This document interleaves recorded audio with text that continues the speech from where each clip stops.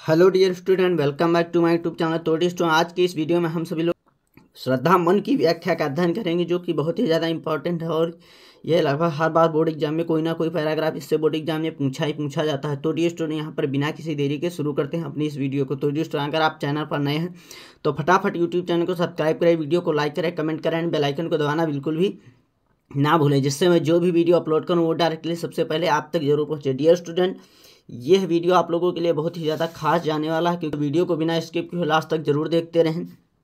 Dear student, ये बहुत ही ज़्यादा इम्पॉर्टेंट है। और गाइज, मैं एक एक शब्द के एक एक अर्थ के साथ आप लोगों को इस प्रकार से समझा दूंगा या बता दूंगा कि आप कभी भूलेंगे ही नहीं, यानी कि श्रद्धा मन की व्याख्या को पढ़ेंगे।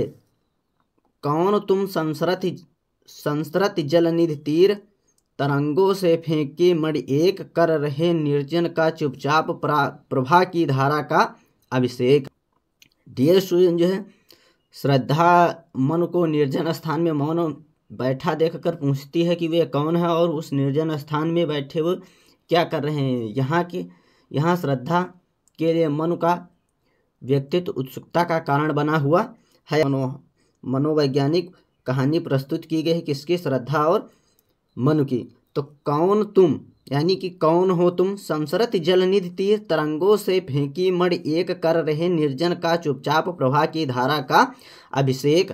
संसरत जलनिधि मतलब होता है भव सागर, तीर मिस किनारे, तरंगों मिस लहरें, फेंकी गई मणि मिस मड़ियाँ, फेंकी गई मतलब किनारे पर फेंकी गई मड़ियाँ एक, कर रहे निर्जन का चुपचाप प्रभा की धारा का अभिषेक।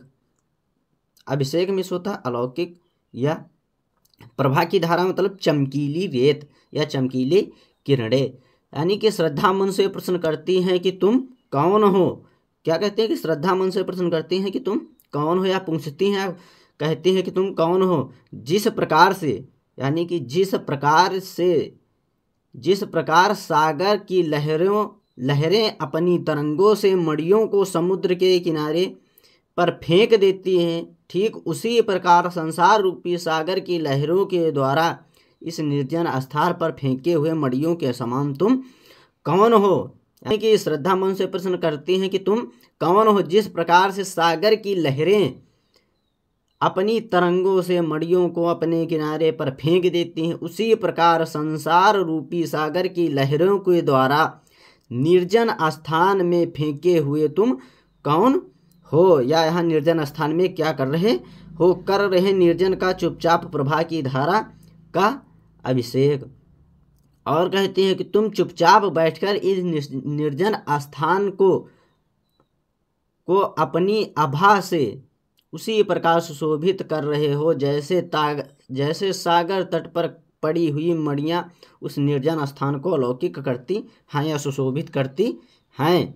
अभिषेक भी होता है। प्रभा की धारा मतलब चमकीली किरणें, यानी कि जब जो है मड़ी कहीं पर पड़ी होती है तो उसमें से चमकीली किरणें निकलती, उसी चीज़ का यहाँ पर वर्णन किया गया है। अभिषेक भी होता है अलौकिक।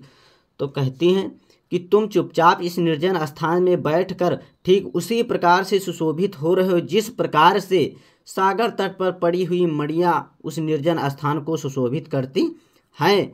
मधुर विश्रांत और एकांत जगत का सुलझा हुआ रहस्य, एक करुणामय सुंदर मौन और चंचल मन का आलस, सुना यह मधु ने मधु गुंजार, मधुकरी का सा सब सानंद, जब सानंद किए मुख नीचा कमल समाल, थम कवि का ज्यों सुंदर छंद। मधुर विश्रांत और एकांत जगत का सुलझा हुआ रहस्य। मधुर विश्रांत मिस थका हुआ, एकांत मिस एक अलग स्थान, जगत का सुलझा हुआ रहस्य। यानी कि श्रद्धा कहती हैं कि हे अपरिचित या हे अनजान पुरुष या हे अनजान, तुम मधुरता और थकावट से परिपूर्ण इस संसार के सुलझे हुए रहस्य की भांति प्रतीक हो रहे हो। क्या कह रही हैं? यानी कि जो है इसमें श्रद्धा कह रही हैं। श्रद्धा किससे कह रही है? मनु से, कि हे अनजान व्यक्ति या हे अनजान तुम मुझे मधुरता, मधुर मिस मधुरता, विक्रांत मिस थकावट या थका हुआ, यानी कि मधुरता, थकावट और एकांत मीन्स नीरवता, या मान लीजिए नीरवता से परिपूर्ण इस संसार में सुलझे हुए रहस्य की भांति प्रतीक हो रहे वो एक करुणामय सुंदर मौन। और कहते हैं कि एक करुणामय सुंदर मौन और चंचल मन का आलस। कहते हैं हे अपरिचित या हे अनजान होने के कारण तुम रहस्यमयी हो, फिर भी एक करुणामय सुंदर मौन और चंचल मन का आलस, फिर भी तुम्हारे मुख की आकृति भाव तुम्हारे रहस्य को सुलझा रहे हैं या रहस्य को बता रहे हैं। एक करुणामय सुंदर मौन और चंचल मन का आलस। और कहते हैं कि तुम्हारे भाव जो है, मुख के भाव या हाव भाव जो मुख के हैं वो सभी तुम्हारे रहस्य को सुलझा रहे हैं। तुम्हारा सुंदर और मौन रूप करुणा से परिपूर्ण है और तुम्हारे चंचल मन ने आलस को धारण कर लिया है। चंचल मन का आलस यानी कि तुम्हारा जो है एक करुणा में सुंदर मौन चंचल मन का आलस, यानी तुम्हारा सुंदर और मौन रूप करुणा से परिपूर्ण है और तुम्हारे चंचल मन ने आलस को धारण कर लिया है। सुना यह मधु ने मधु गुंजार मधुकरी का सा सब सानंद। अब यहाँ पर डियर स्टूडेंट जो है मनु यहाँ पर मनु का वर्णन किया गया है। सुना यह मनु ने मधु गुंजार, कहते हैं कि जब श्रद्धा ने मनु से उनका परिचय पूछा, यानी कि जब श्रद्धा ने मनु से उनका परिचय पूछा तो उनको यानी कि मनु को ऐसा लगा कि इस निराशा या निर्जन प्रांत में श्रद्धा उन्हें एक भंवरों के समान प्रतीक हुई। यही इसी चीज का वर्णन किया गया। सुना यह मधु ने मधु गुंजार मधुकरी का सा जब सानंद। सुना यह मधु ने मधु गुंजार, यानी कि जब श्रद्धा ने मनु से उनका परिचय पूछा तब जीवन की निराशा उस निर्जन प्रांत में श्रद्धा को मधुर स्वर उन्हें, यानी कि श्रद्धा के जो मधुर स्वर उन्हें भंवरों की मधुर गुनगुन के समान आनंद प्रदान कर देने वाले प्रतीक प्रदान कर देने वाले लगा। मधुकरी में होता है भ्रमरी या भंवरे। सुनाया मधु ने मधु गुंजार मधुकरी सा सब सानंद, यानी कि जब जो है मनु ने श्रद्धा के इतने मधुर व मीठे सुरों को सुना तब वे उनके मधुर व मीठे सुर कैसे लगे उनको, यानी कि भंवरे की मधुर गुनगुन की आवाज के समान उन्हें आनंद प्रदान कर देने वाले प्रतीक हुए। किए मुख नीचा कमल समान प्रथम कवि का जो सुंदर छंद। किए मुख नीचा कमल समान, यानी कि वह अपना मुख पृथ्वी की ओर झुकाए हुए देख रही थी। किए मुख नीचा कमल समान, यानी कि किए मुख नीचा कमल समान, यानी कि श्रद्धा जो है अपना मुख नीचे झुकाए हुए पृथ्वी को लगातार देख रही थी। उस समय यानी कि उस समय ऐसा प्रतीक हो रहा था कि उस समय उस कमल मुख से निकले मधुर सुर, यानी कि मानो कोई खिला हुआ कमल नीचे झुक गया हो। किए मुख नीचा कमल समान, यानी कि मानो कोई कमल का पुष्प जो है नीचे झुक गया हो। प्रथम कवि का जो सुंदर छंद, उस समय मुख से निकले मधुर स्वर मन को किसी कवि की सुंदर कविता के समान मधुर और आनंद प्रदान कर देने वाले प्रतीक हुए। यानी कि कहने का आशय यह है कि जब मनु ने श्रद्धा के इतने मधुर व सुंदर या आनंद प्रदान कर देने वाले शब्दों को या वचनों को सुना तो ऐसा प्रतीक हुआ कि जैसे कोई कवि की ये सुंदर कविता है, यानी कि इतना मन को सुकून देने वाला या आनंद देने वाला प्रतीक हुए। एक झटका सा लगा सहर्ष निरखने लगे लुटे से कौन, गा रहा यह सुंदर गीत कौतूहल रह न सका फिर मौन। एक झटका सा लगा सहर्ष, यानी मनु ने जब अचानक प्रकट हुई सुंदरी श्रद्धा को देखा तो उन्हें खुशी का एक सहर्ष मिस होता है अचानक, सहर्ष मिस होता है अचानक, तो उन्हें एक अचानक झटका सा लगा।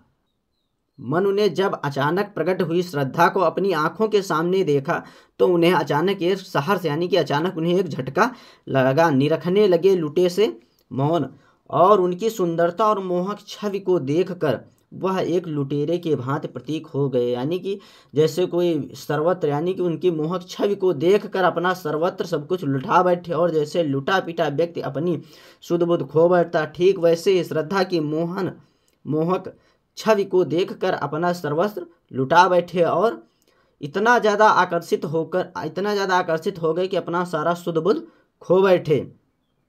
निरखने लगे लुटे से मौन, और वह एक लुटेरे के समान उन्हें देख रहे थे। गा रहा यह सुंदर गीत कौतूहल रह न सका फिर मौन। गा रहा यह सुंदर गीत, उसे देखने लगे और इस निर्जन प्रांत में कौन यह मधुर संगीत गा रहा है। तब उनके मन को अपने वश में ना रख सके, यानी कि तब वे अपने मन को अपने वश में ना रख सके और श्रद्धा के विषय में सब कुछ जानने की जिज्ञासा उनके हृदय में उठ गई। गा रहा यह सुंदर गीत कौतूहल रह न सका फिर मौन, यानी कि और कहते हैं कि इस निर्जन प्रांत व अकेले सुनसान जगह पर इतना सुंदर और मधुर संगीत कौन गा रहा है। कौतूहल रह न सका फिर मौन, तब वे अपने मन को अपने ही वश में न रख पाए और वह श्रद्धा के विषय में सब कुछ, यानी कि मन जो है श्रद्धा के विषय में सब कुछ जानने के लिए बहुत ही ज़्यादा उत्सुक हो गया, जिज्ञासु हो गए। देखा वह सुंदर दृश्य नयन का इंद्रजाल अभिराम, कुसुम वैभव में लता समान चंद्रिका से चिपटा घनश्याम। जब मन ने कौतूहलवश, यानी कि कौतूहलपूर्ण या जिज्ञासापूर्ण ऊपर की ओर देखा तो उन्हें सौंदर्य से परिपूर्ण श्रद्धा अपने निकट खड़ी हुई दिखाई दी। नयन सा इंद्रजाल अभिराम, और देखा वह सुंदर दृश्य नयन सा इंद्रजाल अभिराम, और उस दृश्य को, यह दृश्य उनके नेत्रों को जादू के समान अपनी ओर आकर्षित कर रहा था, यानी कि बहुत ही ज़्यादा सुंदर दृश्य था।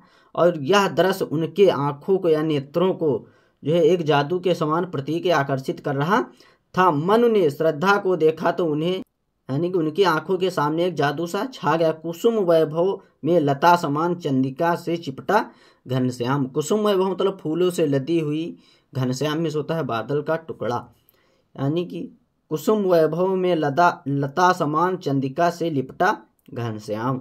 मन ने श्रद्धा को देखा तो उन्हें लगा कि फूलों से लदी हुई सौंदर्यशाली लता के समान उन्हें अनुभव किया, और चंद्रमा की शीतल चांदनी से लिपटा हुआ बादल का कोई छोटा टुकड़ा उनके सामने खड़ा है, यानी कि ऐसा प्रतीक हो रहा है। उम्मीद करता हूँ डियर स्टूडेंट वीडियो पसंद आएगा। तो डियर स्टूडेंट, अगर आपने अभी तक हमारे यूट्यूब चैनल को सब्सक्राइब नहीं किया तो प्लीज़ यार यूट्यूब चैनल को सब्सक्राइब करें, वीडियो को लाइक करें, कमेंट करें एंड बेल आइकन को दबाना बिल्कुल भी ना भूलें, जिससे मैं जो भी वीडियो अपलोड करूँ वो डायरेक्टली सबसे पहले आप तक जरूर पहुँचे। धन्यवाद।